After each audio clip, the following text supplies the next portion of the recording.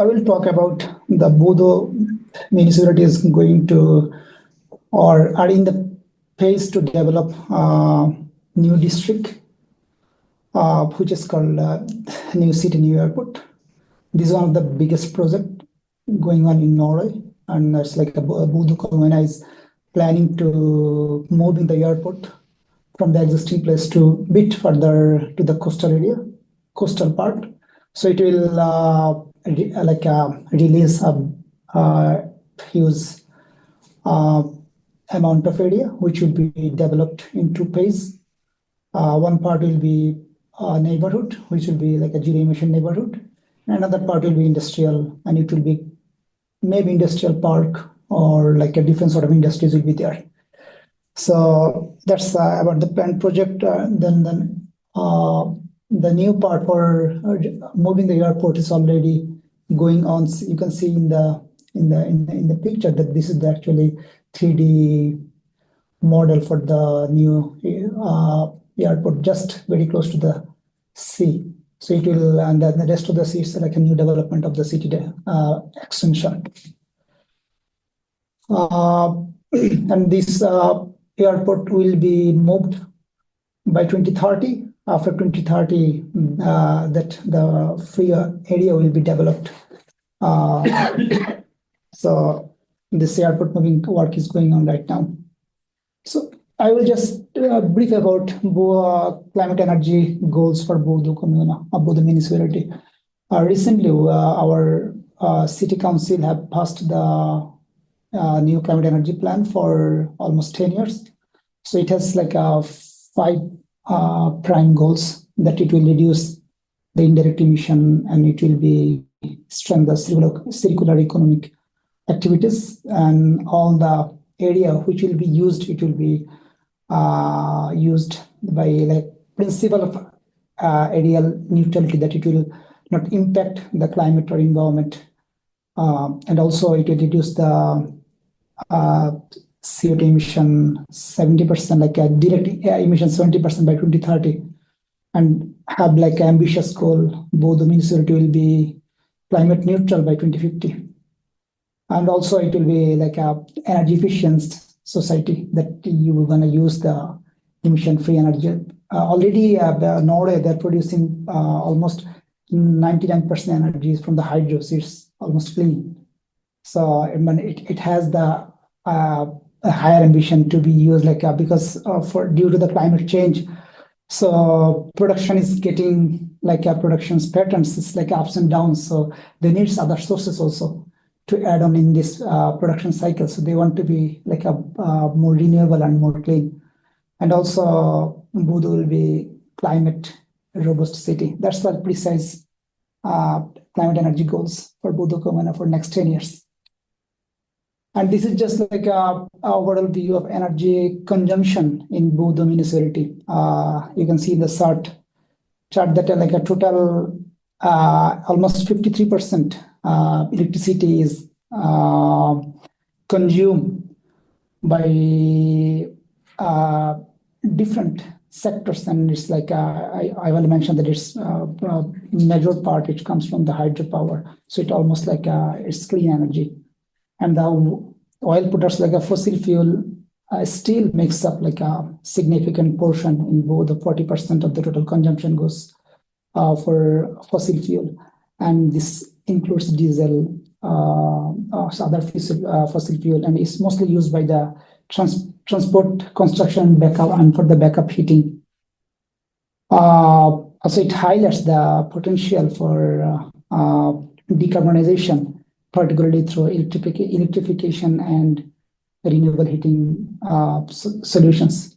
And also see the district heating, just only 4%. It's like it's still very small, but commune have already made that that all the buildings over 500 square meter have to use the district heating. So it's like a new regulations for the municipality. So in the future it will be more use of district heating rather than heating by the electricity. And last, like bioenergy, it's very detailed. So this is the energy scenario for Bodø Municipality.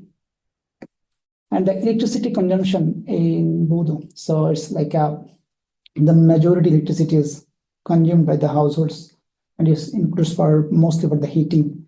And also see it shows the sector also shows the seasonal variation with high peaks in winter and due to extra heating demand. 35% goes for commercial sector, and it's not, and also 10% goes for the industries. It's almost flat, not that much variation there. Energy production, I just want to show you that one thing that here, solar and energy production. Our energy demand is it's very low, then solar energy production is got in the high or in the peak. So there is like a question, is solar energy production is profitable or not? It's like there is like a bit conversation going on. So I will show you later a little bit more about this. So that I mentioned about the new city, new airport, that what are the visions about regarding this huge project actually. So we have like 5 visions, that like 5 goals, that the area will be zero emission. Like it means that like building, transport and infrastructure is powered by the renewable sources and does not produce greenhouse gas emission, and it's closely aligns with the municipal's energy and climate targets. And next is energy positive districts. So it is designed to be energy positive, meaning it will produce more renewable energy than it consumes over the course of year. So it includes smart use of like a solar, surplus heat, local energy sharing between the buildings. Also, the planning and construction process will be circular economic principles and focusing on resource efficiency, reuse of materials, and minimal waste. And also, it's planned to apply the waste hierarchy that avoid reuse, recycle, and energy recovery, and then lastly, landfills. To all stages of the project, from the building design, the operations, it will follow this waste hierarchy. And then this area will function as a test bed for innovative climate and energy solution. This gives it will give the municipality, industry sector, and researchers a chance to pilot cutting-edge technologies, smart energy systems, and sustainable mobility in a real-world environment. And lastly, the development will reflect the local identity of Bodø in terms of nature, culture, architecture, and community values, and will ensure that the new neighborhood is not only sustainable but also meaningful and relevant to the people who will live and work there. And the development potentials, this new project, this new area will offer one of the largest urban development opportunities in Norway in the coming decades. So it will create around 15,000 new homes, which will be enough to accommodate a significant share of Bodø's population growth and meet the future housing demands. Also, it will create the 20,000 jobs, and the area is planned to support a wide range of employment opportunities, from innovation hubs and green industry to public services and creative sectors. And the whole area is covered around 3,000 acres. In terms of strategic location, it's very close to city center, which will ensure urban community and short travel distance, and it's very close to the airport and very close to the and also close to the Bodø port, that will enable opportunities for maritime industry, logistics, and transport integration. This unique combination of space, location, and then vision gives Bodø the opportunity to become a national international model for sustainable urban development. So now it comes to today's co-creation 3 topics: opportunities, challenges. So first of all, what gonna be opportunities by the developing of this neighborhood? So first of all, reduction of the extra pressure on electricity grid. Actually, for that area, the existing grid is not enough to accommodate the energy demand. At the same time, if they want to extend the grid, so there are a lot of questions about the climate and environment. So how it's gonna be like a balance. So the plan is that the area will produce its own energy, then will reduce the energy pressure on the grid. That's the one opportunity. And then the systems will be based on flexibility principle. The entire systems is built on that principle, both in terms of when and how energy is used. Dynamic control systems will allow buildings, transports, and devices to adjust their energy demand based on availability and prices. Also, the energy positive area and buildings and the districts as whole are planned to energy positive, produce more renewable energy than the consumes over the year, which will support both sustainability and then reduce the extra pressure on the energy grid.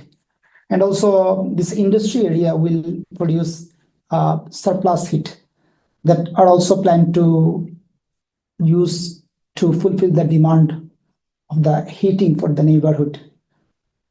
And then I mentioned that all the buildings over 500 square meter will gonna connect it with this district heating. And lastly, the two-way energy flow and flexible charging systems.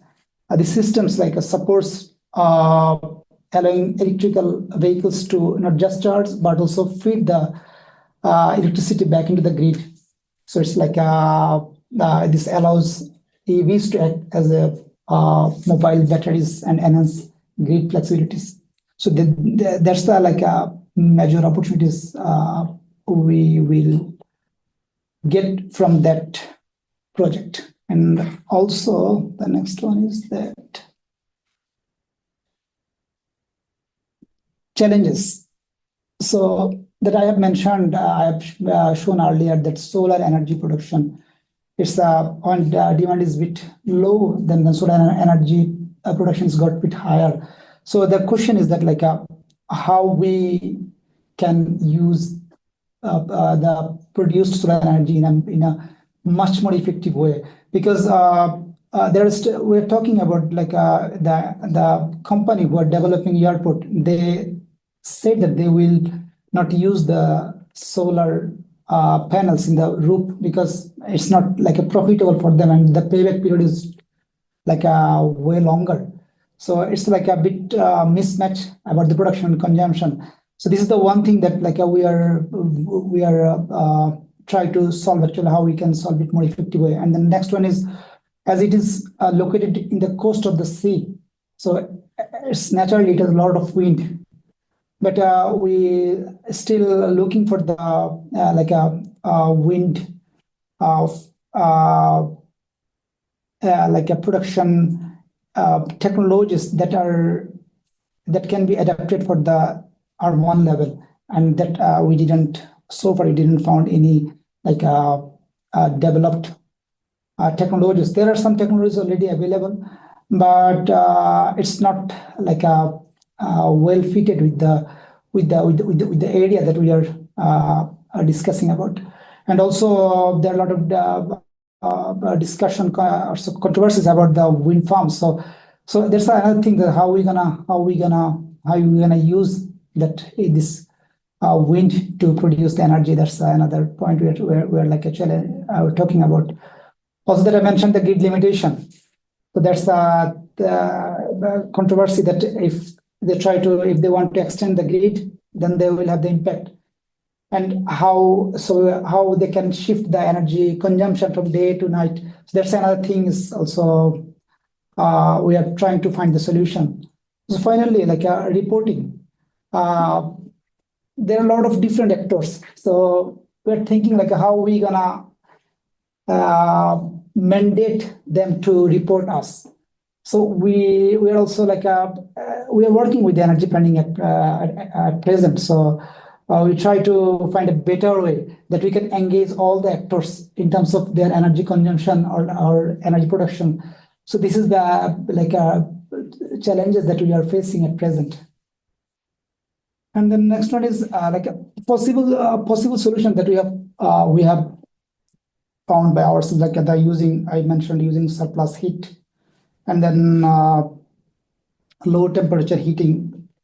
There's also another from the industrial process, the heat will be produced that is bit lower moderate temperature than the normal district heating.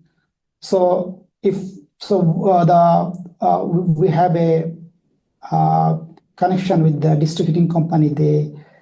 They ensure that they're going to use the lower temperature heating that can deliver that produced heat that is bit low temperature and which can be used in the new neighborhood, and all the buildings in the new neighborhood will be built on passive housing standard, so it can accommodate this low temperature heating. Also, the another one is seawater based heating. There's like also discussion ongoing that it's very close to sea. So how that seawater can be used to produce heat that gonna meet the extra demand. Also, this is another one is a joint energy production. So there will be especially for industrial areas, and there will be a lot of different industries who are encouraged to play an active role in joint energy productions. This means that all the companies can collaborate to develop, operate, and share energy infrastructure systems. As I mentioned earlier, that one of the main goal is that the proposed area will be reduce the extra pressure on the grid, and then also the planned about the geothermal productions and the documentation of own consumption. So if we can ensure the documentation of their own consumption, so we can control the consumption. If there are if one company consume more than demand or extra surplus, then they can we can follow what is the reason why they are consume much more energy. So this is the way we can control, or we can control the energy consumption in that area, and this is the way it will reduce the extra demand on the grid. Best practices regarding HYBES. So I think there are 3: sustainability, inclusiveness, and gender equality. So, and then that I mentioned that our focus is to zero emission neighborhood, energy positive buildings, and then